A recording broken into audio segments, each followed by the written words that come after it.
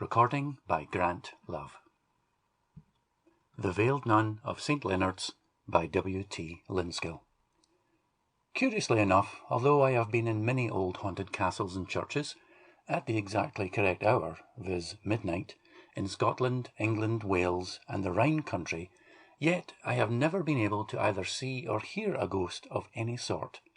The only thing of the kind I ever saw was an accidental meeting with the far-famed Spring-heeled Jack in a dark lane at Helensburgh. It was many years ago, and as I was then very small and he was of immense proportions, the meeting was distinctly unpleasant for me.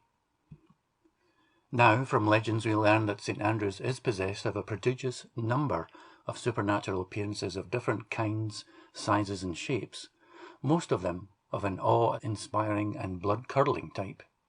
In fact, so numerous are they, 80 in number they seem to be, that there is really no room for any modern aspirants who may want a quiet place to appear and turn people's hair white.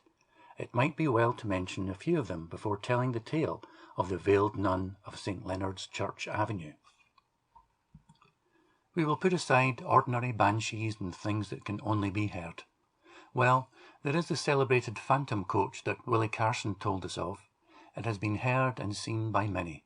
There is also a white lady that used to haunt the Abbey Road, the ghost of St. Roll's Tower, the haunted Tower Ghost, the Blackfriars Ghost, the wraith of Haxton of Ritholet, the spectre of the old castle, the dancing skeletons, the smothered piper lad, the phantom bloodhound, the priory ghost, and many, many more. The Nun of St. Leonards is as curious and interesting as any of them, though a bit weird and gruesome. In the time of charming Mary Stuart, our White Queen, there lived in the old South Street a very lovely lady belonging to a very old Scottish family, and her beauty and wit brought many admirers to claim her hand, but with little or no success. She waved them all away.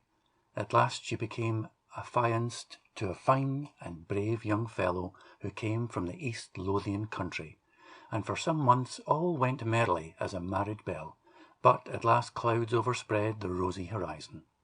She resolved that she would never become an earthly bride, but would take the veil and become a bride of Holy Church, a nun in point of fact. When her lover heard that she had left home and entered a house of holy sisters, he at once announced his intention of hastening to St. Andrews, seizing her and marrying her at once. In this project it would seem the young lady's parents were in perfect agreement with the devoted youth. He did hasten to St. Andrews almost immediately, and there received a terrible shock. On meeting this once lovely and loved maiden, he discovered that she had actually done what she had written and threatened to do.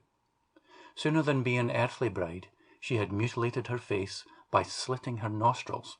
She had cut off her eyelids, and both her top and bottom lips, and had branded her fair cheeks with cruel, hot irons. The poor youth, on seeing her famous beauty thus destroyed, fled to Edinburgh, where he committed suicide, and she, after becoming a nun, died from grief and remorse. That all happened nearly 400 years ago, but her spirit, with the terribly marred and mutilated face, still wanders o' nights in the peaceful little avenue to old St. Leonard's Iron Kirk Gate down the Pens Road. She is all dressed in black, with a long black veil over the once lovely face, and carries a lantern in her hand. Should any bold visitor to that avenue meet her, she slowly sweeps her face veil aside, raises the lantern to her scarred face, and discloses those awful features to his horrified gaze. Here is the curious thing that I know happened there a few years ago. I knew a young fellow here who was reading upon theology and church canon law. I also knew a great friend of his, an old Cambridge man. The former I will call Wilson, and the latter Talbot, as I do not want to give the exact names. Well, Wilson had invited Talbot up to St. Andrews for a month of golf, and he arrived here on a Christmas Day. He came to my rooms for about 10 minutes, and I never saw anyone merrier and brighter and full of old days at Cambridge. Then he hurried off to see the links and the club. Late that evening Wilson rushed in. "Come along quick and see Talbot. He's awfully ill, and I don't know what's up a bit." I went off and found Talbot in his lodgings with a doctor in attendance, and he certainly looked dangerously ill and seemed perfectly dazed. Wilson told me that he had to go to see some people on business that evening down by the harbour, and that he took Talbot with him down the Pens Road. It was a fine night, and Talbot said he would walk about the road and enjoy a cigar till his friend's return. In about half an hour Wilson returned up the Pens Road, but could see Talbot nowhere in sight. After hunting about for a long time, he found him leaning against the third or fourth tree up the little avenue to St. Leonards Kirk Gate. He went up to him when Talbot turned a horrified face toward him, saying, "Oh my God, have you come to meet me again?" and fell down in a fit or a swoon. He got some passers-by to help to take poor Talbot to his rooms. Then he came round for me. We sat up with him in wonder and amazement, and briefly this is what he told us. After walking up and down the Pens Road, he thought he would take a survey of the little avenue, when at the end he saw a little light approaching him, and he turned back to meet it. Thinking it was a policeman, he wished him good evening, but got no reply.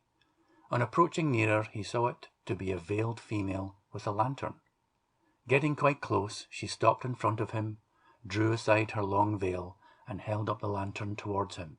"My God," said Talbot, "I can never forget or describe that terrible, fearful face. I felt choked, and I fell like a log at her feet. I remember no more till I found myself in these rooms, and you two fellows sitting beside me. I leave this place tomorrow." And he did by the first train. His state of panic was terrible to see. Neither Wilson nor Talbot had ever heard the tale of the awful apparition of the St. Leonards nun, and I had almost forgotten the existence of the strange story till so curiously reminded of it. I never saw Talbot again, but I had a letter from him a year after, written from Rheinfels, telling me that on Christmas Day he had had another vision, dream, or whatever it was, of the same awful spectre. About a year later I read in a paper that poor old Talbot had died on Christmas night at Rosario of heart failure. I often wonder if the dear old chap had had another visit from the terrible veiled nun of St. Leonard's Avenue. End of The Veiled Nun of St. Leonard's by W. T. Linskill. Recording by Grant Love.